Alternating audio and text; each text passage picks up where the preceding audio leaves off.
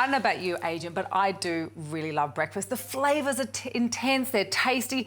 This is a really simple recipe. It's a muesli bar, but you can have it for breakfast. There's a bit more substance to it.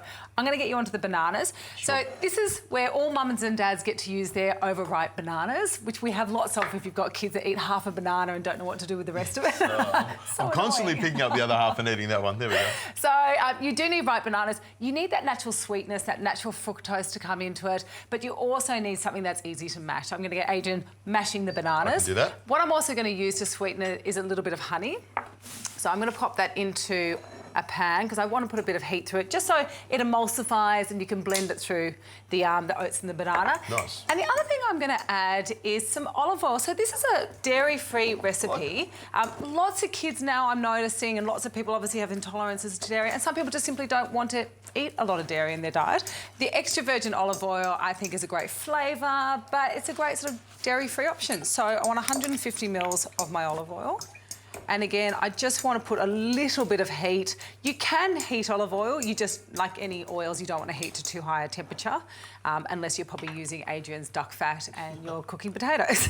Now, look at that. 2 bananas blended up or mashed up like an expert dad who's got 3 sons. Yes, you can tell. Exactly. You've done it so many times. I've done it a few times. All right, pop the olive oil into the pan. Nice. So, Adrian, I'll get you to grab the almond meal. I love the flavour of an almond meal. Again, it adds more protein into it, good fat, so there's about 100 grams there. Nice. And then the oats. So if you do have someone who might be gluten intolerant, you could use your quinoa flakes, you could use paprika. There's lots of other alternatives to use, but I like the flavour of oats. Most people like the taste of it as well, so it's a bit of an easy win on that one. I've got some nutmeg. Nice. Yep. And I've got a little bit of baking powder in there as well, just to give it a little bit of a rise. Okay, so I'm going to pop, olive oil. And I'll mix this through carefully so I don't get it all over us. There we go. That would be lovely. Nice. Now, I've preheated the oven to 180 degrees. It's very quick. It's going to take about 20 minutes. I then also like to let this cool down a little bit because I'm going to put a bit of Adrian's jam, or Adrian's sweet version of jam, because he likes everything a bit sweeter. Yes, a bit of yogurt, you can put a bit of cinnamon and just be a bit creative with it. OK, so I'll put this into the tray there now. You've lined the tray already? Yep, perfect. Nice and simple. There we go. I'll try and get it all in. You can smell the banana. It's great. Yeah. And look, if you aren't a lover of banana, I've done apple puree, I've used strawberries. Be creative. It could simply be that lovely stone fruit that you haven't eaten. Dates or figs, that kind of thing? Yeah, lovely. And just with the back of your spoon, push it down so it's nice and flat. Nice.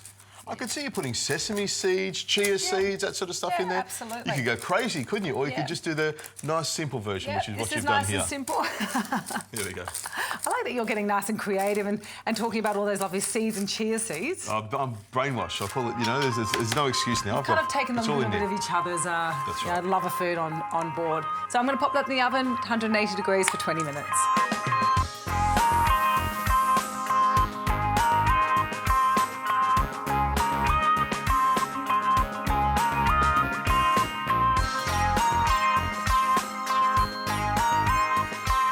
So like I said, it took about 20 minutes in the oven, and I've let it cool slightly. And I just like to cut these into chunky bar portions. It's also something you can put into a lunchbox and send it off with the kids. So I give this to Emily. It's one of those really easy snacks. I give it to Michael. Again, I want food that actually can be filling and on the go if we need it to be. And keep you regular. And keep you regular. Thanks for that one. So I've got some yogurt. I've got Adrian's jam, so it's nice and sweet, because I knew that he'd want something very, very sweet. Just going to take a piece of this. I can put some jam on it. Beautiful. And a little bit of the cinnamon or the nutmeg. I'm just worried there's not a lot of yogurt there, Zoe, so how about I'll save that for you and I'll have it with the jam. You're just such a nice person, aren't you? Yum. Really good. It's like a banana bread in flavour. The jam's great. I love the jam on it. But it's got a really good texture to it. I like it. It's quite dense, so you know it's going to be filling. For me, breakfast is something that you can have all day, but it has to tick some certain boxes. Tasty, filling, and for me, healthy.